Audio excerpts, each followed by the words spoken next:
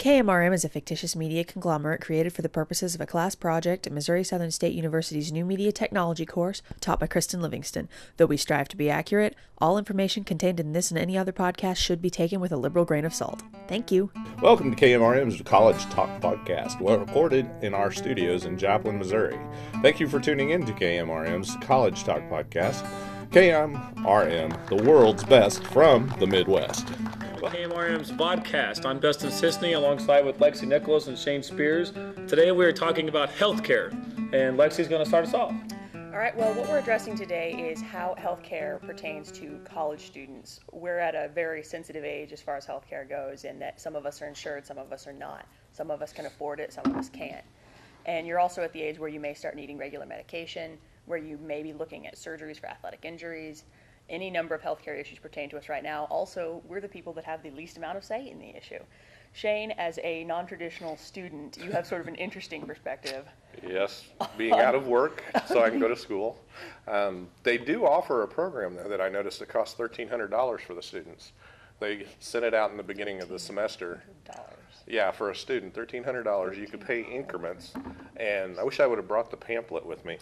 But it has a plan where all the students are covered. They get a script card, everything.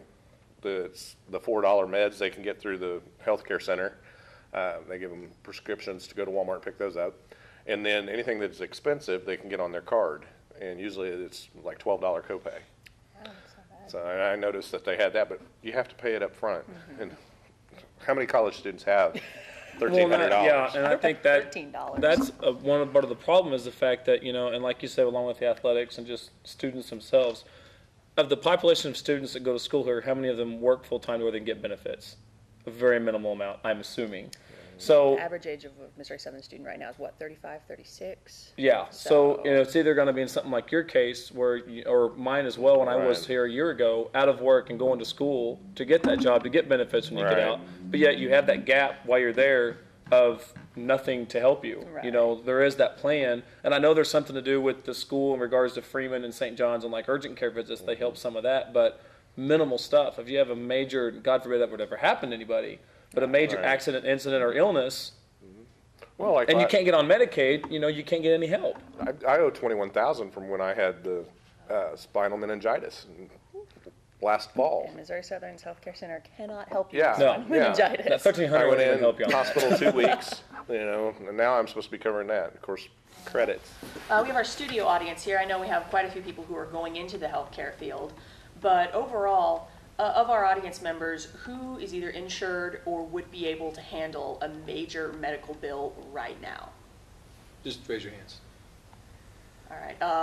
Let's go with the gentleman in the striped shirt in the back. Tell us about it. Well, I think like most young people, I'm under my parents' insurance through their employer group, which actually I think is now eligible till you're 26. So I'm pretty good for a while. Any particular, you have any particular concerns, medication, surgeries, anything? Or just... Not particularly, no. I haven't really had any health problems, knock on wood. How many of you are going into healthcare? Say hands. You guys have any issues with healthcare and being able to have it or not have it? None at all?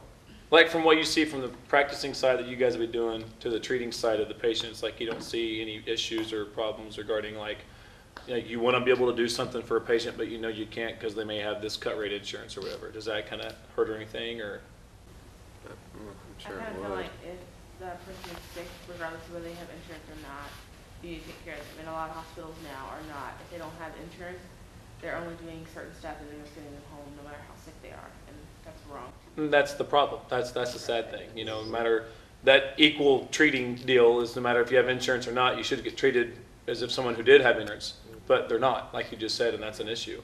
The two guys who don't have insurance, does it bother you guys?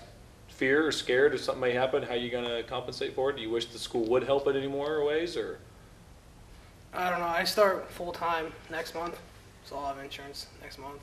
Good through insurance? Work? Yeah, through work.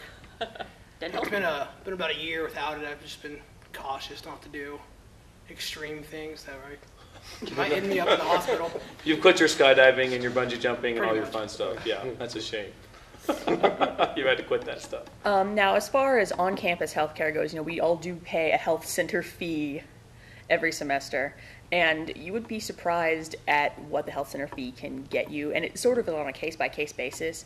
But I know that when we moved the health center into Billingsley Student Center, there was a really big increase in students actually utilizing it. And if you pay for it, why not use it? You can get prescriptions for birth control. They have free condoms, which, let's face it, college students love condoms.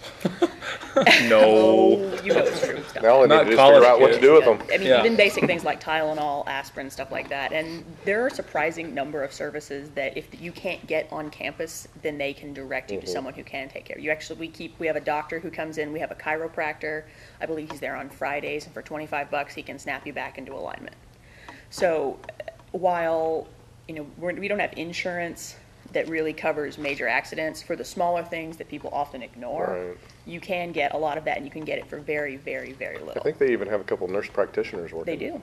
It does help, but I still think that there's still that non-insured people. I know you are. Yeah, just that question mark fear in the back of your head that says, what if? What are your concerns as someone who doesn't have insurance? I mean, I'm basically carefree here. I mean, it's a little bit of everything. I mean, I was a theater actor here at the school, and last year when I was doing Exit the King, I twisted my knee playing basketball.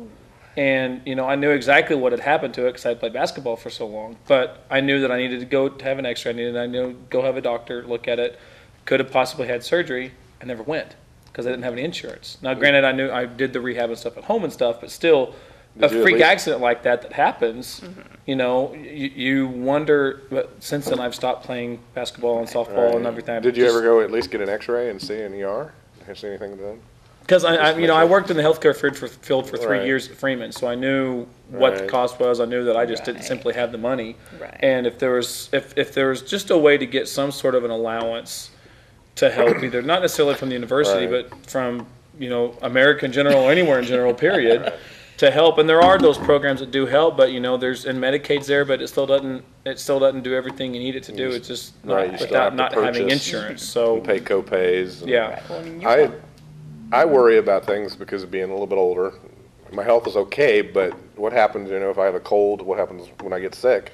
And my doctor I see is Dr. Hamlin. He'll see me for $25 and give me a script.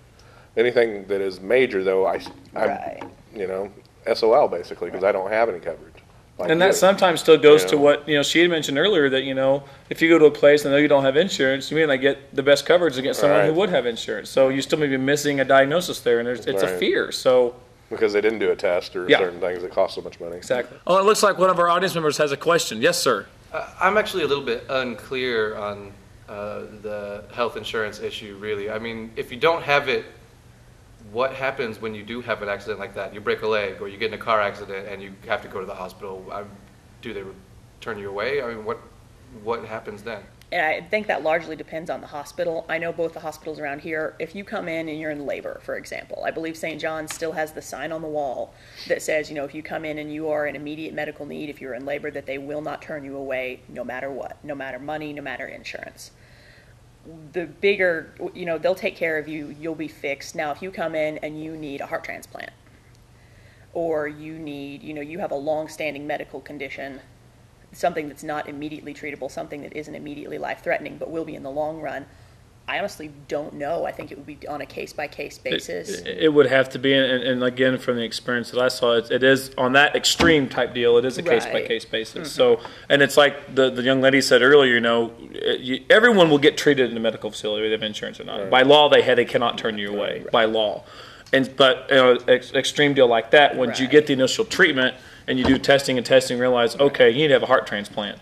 Here's the cost. Here's the stuff. Fine print details. What can you do or not as the patient? Major medical can end up costing you $500,000 in the absolute worst, most extreme cases. So initially, yes, you can be seen. You will be seen. But if it gets to the extreme deal like that, where you have to have a major surgery, transplant, whatever, it does become the decision of the non-insured person to make that call because it is just a huge cost expense. Okay, well, we had a great discussion today. We had a great question from our audience member. We had great talk back from our audience members as well. The the topic of healthcare can be talked about for a long time. It's something that we don't have enough time to talk about altogether, but we had our time, and that's what we did. So for Shane Spears, Lexi Nicholas, I'm Dustin Sisney. This has been KMRM's Vodcast. We hope to see you again soon. Thank you.